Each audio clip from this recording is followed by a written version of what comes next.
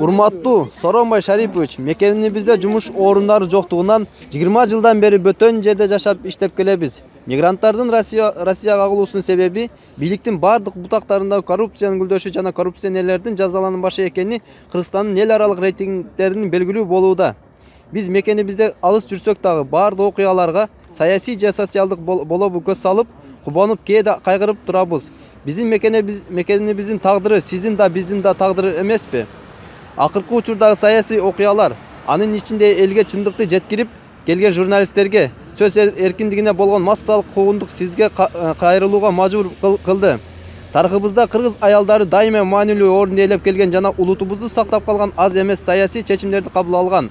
Бабаларыбыз да аял затына өзгөчө орун берүүнү үйрөткөн.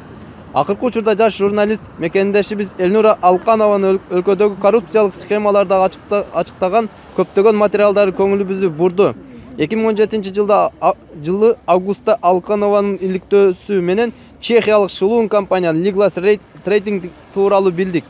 Жыйынтыгында өкмөт өзү түзгөн келишимди бир тараптуу жокко чыгарды. Демек Алканованын иликтөөлөрү туура чыкты. Көп узабай Кыргызстанда дагы бир улутташтырылган мүлктүн шектүү менчиктештирилиши ачыкталды. Мамлекетке пайдасыз жол менен кантип мамлекеттин мүлкүн менчиктештирүүнүн мыйзамдуу жолдору бар экенин Алканова көрсөтүп берди.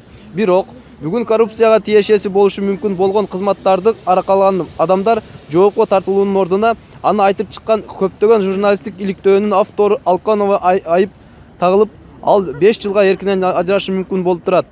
Биз сизди журналист Алканованын бардык конституциялык укугун бузган укук коргоо органдарынын мыйзамсыз аракеттерине көңүл бурууга чакырууга мажбурбуз. Алканованын ар бир иликтөөсүнө ар дайым коомчулукта резонанс жаратып келген. Журналисттик иликтөө журналистикадагы эң татаал жанр эмеспи? Журналистке күрөшүп жаткан коррупция менен күрөштү бийликтеги айрым адамдар колдобосу белгилүү болуп калды. Урматтуу Сооронбай Шарипович, чындыкты айтуудан коркпогон саясатчылар, жарандар жана журналисттер элдин жашоосунун жакшырышына салымын кошот. Сиз сөз эркиндиги жаркын келечектин ачкычы журналисттер Элнура Алканова жана башка журналисттерге карата жүрүп жаткан соттук куугунтукту токтотууга саясий эркиңизди көрсөтөт деп тилек кылабыз. Күч бирикке жем жоруктар менен чогуу күрөшөбүз.